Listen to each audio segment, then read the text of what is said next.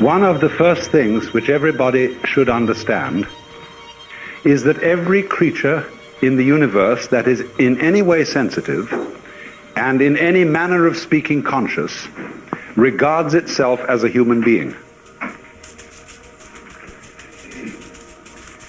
It knows and is aware of a hierarchy of beings above it and a hierarchy of beings below it. That is to say that wherever you are and whoever you are and whatever you are, you're in the middle. That's the game. Your senses extend a certain direction, in all directions, and therefore give you the impression of being in the middle. Because the definition of a person is where you look from. Now, we come here right at the start to an extremely important principle, which is the different points of view you get when you change your level of magnification.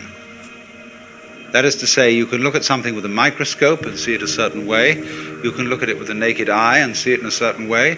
You look at it with a telescope and you see it in another way. Now, which level of magnification is the correct one? Well, obviously, they're all correct, but they're just different points of view. When we examine our bloodstreams under a microscope, we see there's one hell of a fight going on.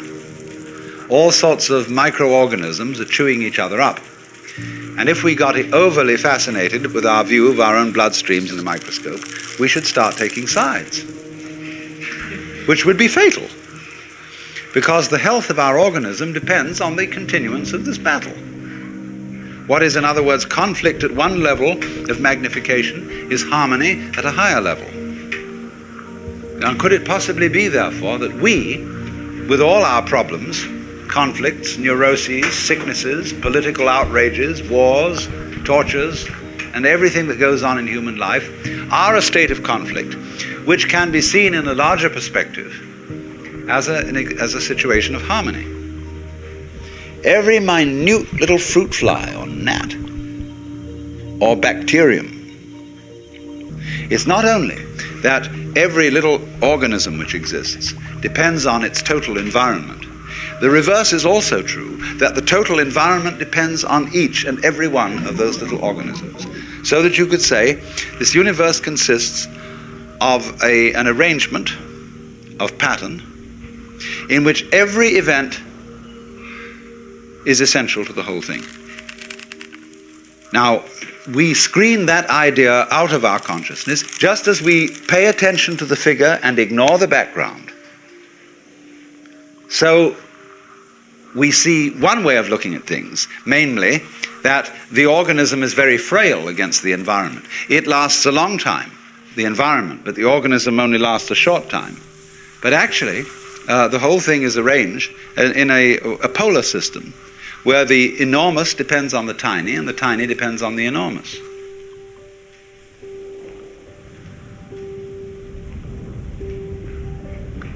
When you came into this world, there gradually arose into being the sensation of I. And it stays there a while, it goes through a development, and then it drops off. But all the time, everywhere, there are other I's starting up. See? Whether they be human, animal, anything you like. They be in other galaxies, etc. Always, they're starting up. Now, you would say there is no connection between them. No, in the same way there is no connection between the molecules in your hand. And yet you say it is a hand. But if you look at it under a powerful enough microscope, the molecules in your hand are miles apart. What's the connection between this galaxy and other galaxies? Well, we can't see any connection.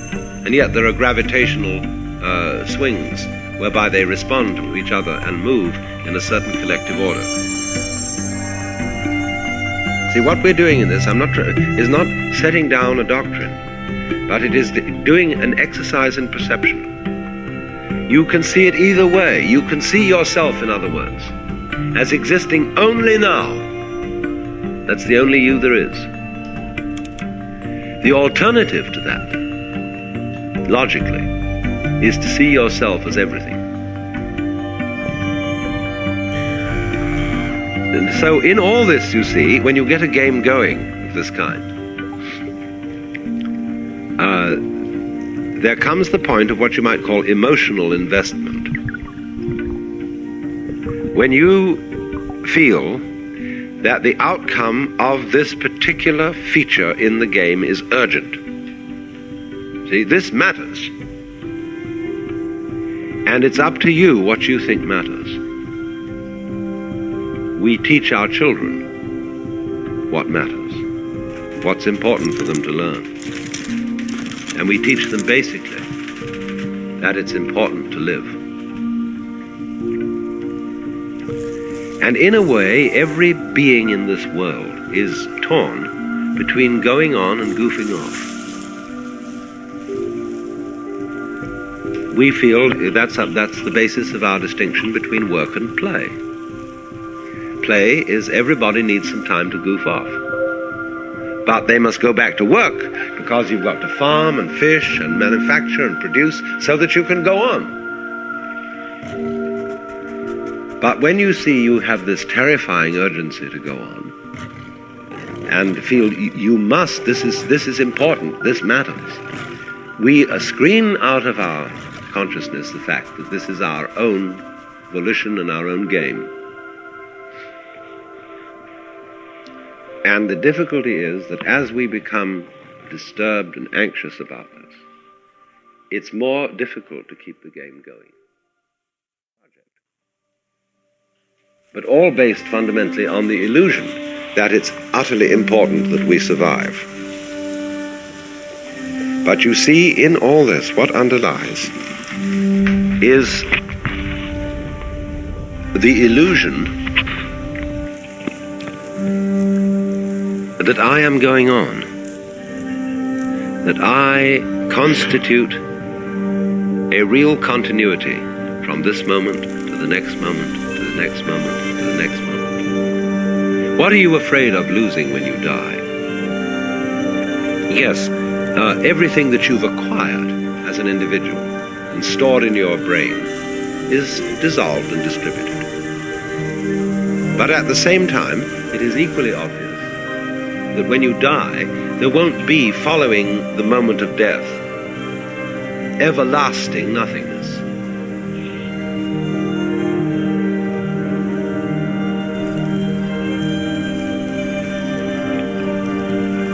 So, you can become aware of this tremendous interconnectedness of everything.